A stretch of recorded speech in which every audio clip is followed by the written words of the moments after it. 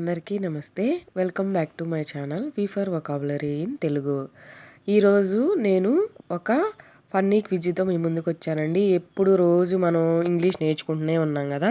ఇప్పటి వరకు 2025లో నేర్చుకున్న వాటిలో మీకు ఎంతవరకు గుర్తుంది? ఒక క్విజ్ అనమాట. ఎవరైతే 5/5 కరెక్ట్గా ఆన్సర్ చేస్తారో వాళ్ళు ఇంగ్లీష్ ఛాంపియన్ 2025. సో చూద్దాం 1 by 1 క్వశ్చన్స్. సో చెప్పాను కదా, 5/5 కరెక్ట్గా చెప్పిన వాళ్ళు ఆల్రెడీ మనం ఇవన్నీ నేర్చుకున్నవే అండి. 2025లో ఇంగ్లీష్ ఛాంపియన్స్ అనమాట. రేపటి వీడియో అంటే నెక్స్ట్ కమింగ్ వీడియోలో ఎవరెవరైతే కరెక్ట్గా ఆన్సర్ చేశారో వాళ్ళ పేర్లన్నీ నేను ఖచ్చితంగా అనౌన్స్ చేస్తానండి, గుర్తుపెట్టుకోండి. First question, if you feel shy to speak what are you doing? అంటే మాట్లాడడానికి సంకోచిస్తూ సిగ్గుపడటాన్ని ఏమంటారు? Option A talking, option B hesitating. Second question, next question, something that never ends is called. ఎప్పటికీ ముగియకుండా సాగదీస్తూనే ఉండడాన్ని ఏమంటారు? ఏ option A short, option B endless. Third question, what we call finding mistakes in others.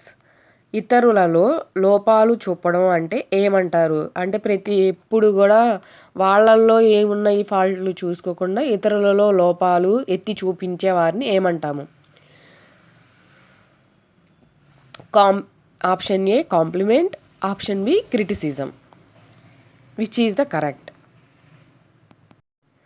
Next question, if one person watches this video and subscribes, who is he?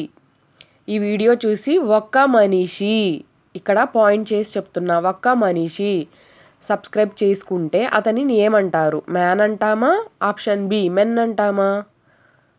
Comment సెక్షన్లో comment చేయండి.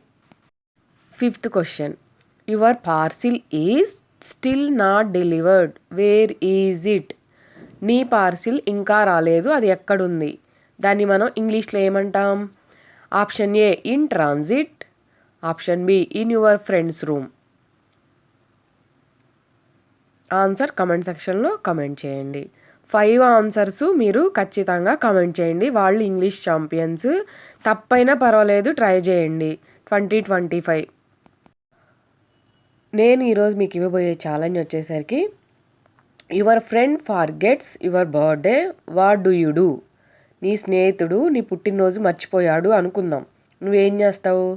Give a hug, give a slap. ఏం చేస్తావు? మీరు comment సెక్షన్లో comment చేయండి. Funny క్విజే కాదండి, మనం already చెప్పుకున్న వొకాబులరీ రిలేటెడ్ క్విజ్ కూడా. రోజు మనం ఇంగ్లీష్ నేర్చుకుంటున్నాం కదా, జస్ట్ రిలాక్స్ కోసం, సబ్జెక్ట్ని రివైజ్ చేసుకోవడం కోసం. నచ్చిందనే అనుకుంటున్నాను. మీకు కనుక ఇలాంటి క్విజెస్ వారంలో ఒక్కసారైనా మనకు ఆ వారంలో జరిగిన వొకాబులరీ మీద ఇవ్వండి మేడం, బాగుంటుంది, రివైజ్ అయినట్లు ఉంటుంది, మాకు బాగా గుర్తుండిపోతే అంటే కనుక ఖచ్చితంగా నెక్స్ట్ కమింగ్ వీక్ నుంచి వారానికి ఒకసారి ఈ క్విజెస్ ఇస్తానండి. లేదు అంటే కనుక కమెంట్ సెక్షన్లో కమెంట్ చేయండి ఖచ్చితంగా. సో మీకు ఈ వీడియో నచ్చినట్లయితే లైక్ చేయడం మర్చిపోవద్దు, షేర్ చేయడం మర్చిపోవద్దు. Thanks for watching my video.